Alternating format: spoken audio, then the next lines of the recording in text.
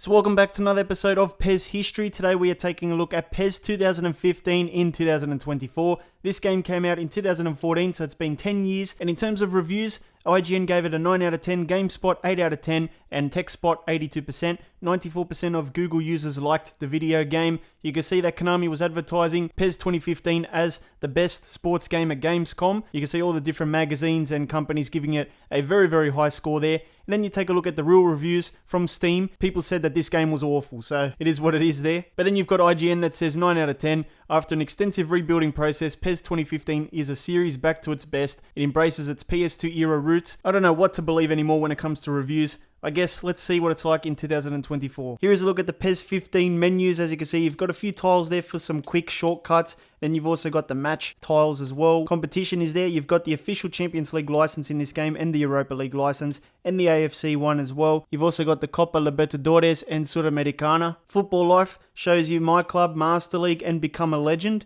And then you've got the extra stuff like training, edit mode, and highlights as well. Let's start with the practice arena. Let's see. We've got skills training and free training. So we can select our teams here. As you can see, a lot of teams are not licensed in this game. All right. So in this free training, you can change the stadium. So you can play in a couple of the licensed grounds. So we've got the Olympiastadion Berlin, the Allianz Arena, there's a national stadium in Warsaw, Old Trafford, Giuseppe Meazza, San Siro, Juventus Stadium. You can do your free training, your free kicks, your penalty kicks, left corner kicks, right corner kicks, and you can also change the number of players on the field. It's funny how like all the licensing that was in this game, like the UEFA stuff and the Copa Libertadores and all that, has now gone over to EA. But at the time, this was the only game which featured Champions League branding. We're going to take a look at Become a Legend first, which is basically player career mode. Let's see what that's all about. There are many career choices for a footballer. Perhaps you may be the standard bearer for your boyhood club, or move from one major club to the next in a quest for accolades. Which path will you follow? It's time for you to become a legend. So you can give the guy a name, you can give him an appearance as well. There's different things for the face you can do.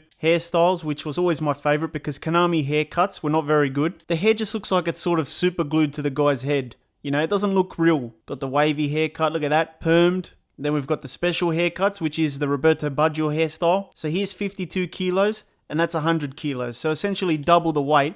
Doesn't really look like much, does it? And then we've got the shortest player in the game versus the tallest player possible. Look at that. 2.1 meters tall there and 1.55 meters for the shortest one. At least PES did feature some licensed boots. They did have Nike boots in the game and a couple Adidas ones as well. Did you own a pair of these boots? Adizeros, Predators? Let me know in the comments. And of course, you can customize the player movements and animations so you can change the run styles. There was only 3 for each one. Select player mode is up next. Okay, so we're going to do maybe center forward there. So here's a look at some of my stats for Become a Legend. Obviously not very good to start with. 17 years old there. Next we select our league. The Spanish league is licensed there, but a lot of the leagues are not. August 2014, you have signed your first professional contract with Lancashire Claret. Okay. And you can see that no one's turned up to see me. That's fantastic.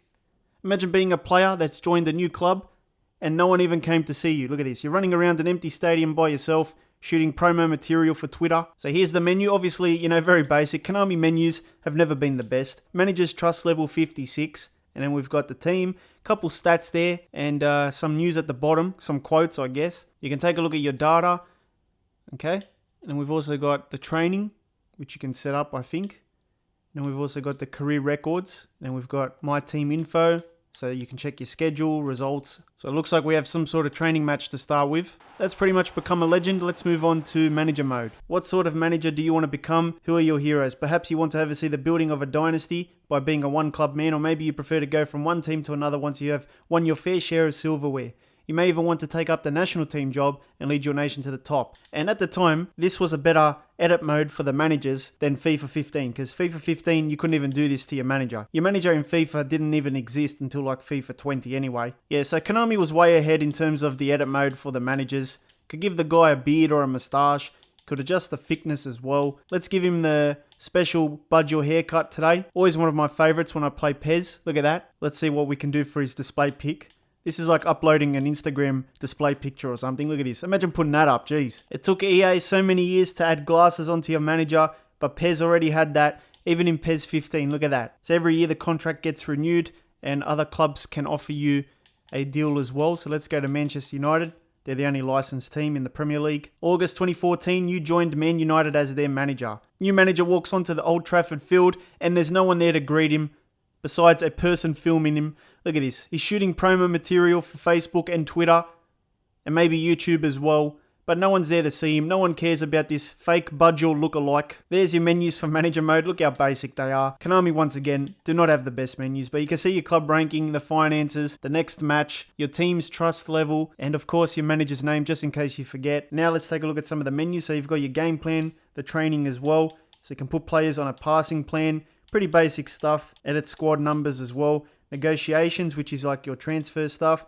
Expected earnings there. Competition info there. System settings, and that's basically it. Training match against AC Milan. Alright, so that's basically your preseason. One match. So there is scouting in this game. There's also a youth team. 32 players aged 16 to 20. Proceed to match in coach mode. Let's see what that's all about. Okay, so coach mode is basically you watching the action, and then you can choose to speed it up or slow it back down. And you can also take a look at the match data. And there's also some sort of visual sim as well. For today's exhibition game, we're going to do Manchester United versus Real Madrid Champions League. So there's a look at the graphics. Obviously, it's not the best. I think FIFA 15 probably looks better. Some player faces always looked dodgy in PES games.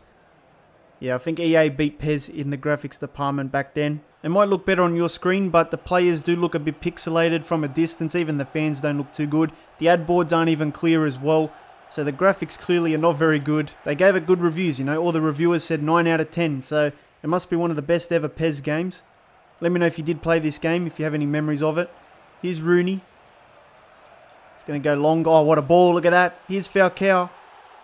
This is the chance. Across goal. And that was not the best pass. I should have just played it on the floor. Oh, that was a simple tap-in chance. How did I stuff that up? Seriously. No, not like this. Oh, there we go. It was coming. Khedira with the finish. The best way to defend is to hold the X button down, or the A button on the Xbox, and the game basically defends for you. So that's the only system that works for me. Don't bother pressing the B button to do standing tackles. It doesn't work. Oh, referee, come on. That was late. Where's the free kick, ref? Dinks it over the top. Let's lay it off here. Van Persie, first time volley. Oh, my goodness. Into the back of the net. That was crazy. Nice. That's a nice pass. Oh, what a ball. What a goal as well. Couple minutes left here, and PES 2015 was a bit of fun today. It's got some decent animations here and there, but the graphics are pretty poor, and it's not my favourite PES gameplay ever. I think there's better ones out there. But the game speed is pretty good. It's slower than a FIFA game, and it gives you time to think and pass it around. Let me know if you played this game, if you have any experience with PES 15.